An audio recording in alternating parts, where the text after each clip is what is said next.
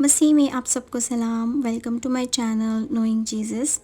خداوند کی زندہ اور پاک کلام میں سے آج ہم پڑھیں گے امثال کی کتاب اور اس کا پہلا باب. یہ ہم اس کا سارا باب پڑھیں گے پہلی آیت سے 33 آیت تک.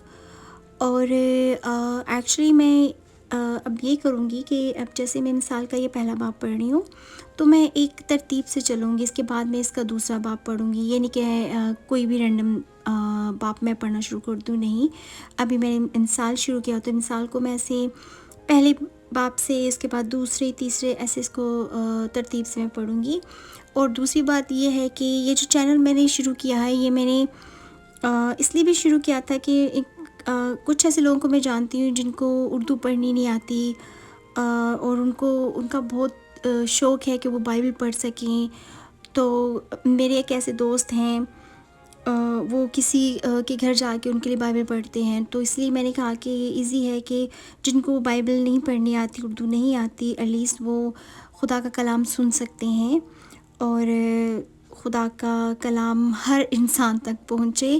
اور اس کے ساتھ ساتھ یہ بھی بات ہے کہ جب میں یہ چینل سے میں بھی بہت کچھ سیکھ رہی ہوں, کیونکہ جب میں اس کلام میں سے پڑھتی ہوں تو اس کو پڑھنے سے پہلے میں اس کی تھوڑی اسٹڈی کرتی ہوں, اس کے بارے میں تھوڑی ریسرچ کرتی ہوں. تو اس سے میری بھی ہیلپ ہوتی ہے, نہ کہ صرف میرے ویورز کی ہیلپ ہوتی ہے, میری بھی ہیلپ ہوتی ہے. میرا بھی نالج کافی بڑھ رہا ہے خدا کے کلام میں اور ہمیں اور خدا کے اس علم میں بڑھنا ہے. تو یہ ہم پڑھیں گے آج امثال کا پہلا باب جو ہے حکمت کے بارے میں, عقل مندی کے بارے میں اور اخلاقی سلوک, نیک سلوک, انسانی زندگی کے بارے میں ہے.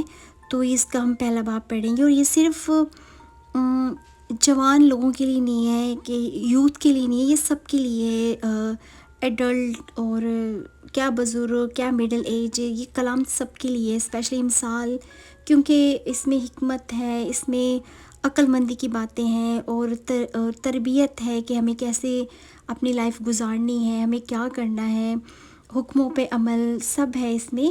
تو چلیے ہم یہ امثال کا پہلا باب پڑھتے ہیں. Proverbs chapter 1 versus 1-33.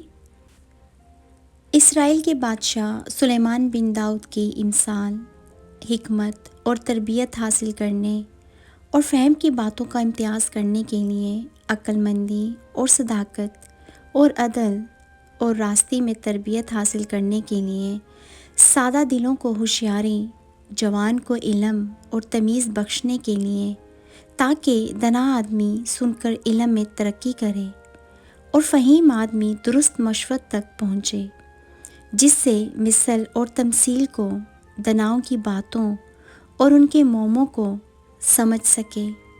خداوند کا خوف علم کا شروع ہے, لیکن احمق حکمت اور تربیت کی حقارت کرتے ہیں.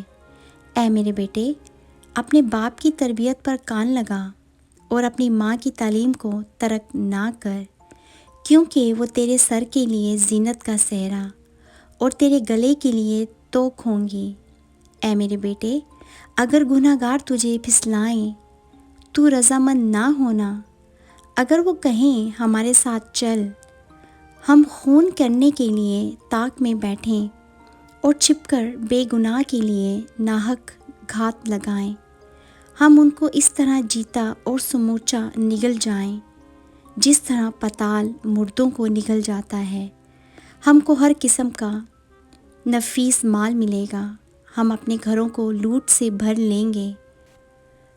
تو ہمارے ساتھ مل جا, ہم سب کی ایک ہی تھیلی ہوگی. تو اے میرے بیٹے, تو ان کے ہمراہ نہ جانا, ان کی راہ سے اپنا پاؤں روکنا, کیونکہ ان کے پاؤں بدی کی طرف دوڑتے ہیں اور خون بہانے کے لیے جلدی کرتے ہیں. کیونکہ پرندہ کی آنکھوں کے سامنے جال بچھانا عبث ہے, اور یہ لوگ تو اپنا ہی خون کرنے کے لیے طاق میں بیٹھتے ہیں اور چھپ کر اپنی ہی جان کی گھات لگاتے ہیں.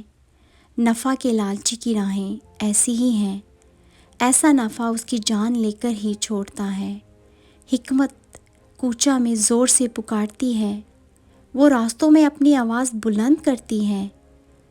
وہ پر ہجوم بازار میں چلاتی ہیں وہ پھاٹکوں کے مدخل پر اور شہر میں یہ کہتی ہیں، اے نادانو، تم کب تک نادانی کو دوست رکھو گے اور ٹھٹا باز کب تک ٹھٹا بازی سے خوش رہیں گے اور احمق کب تک علم سے عداوت رکھیں گے؟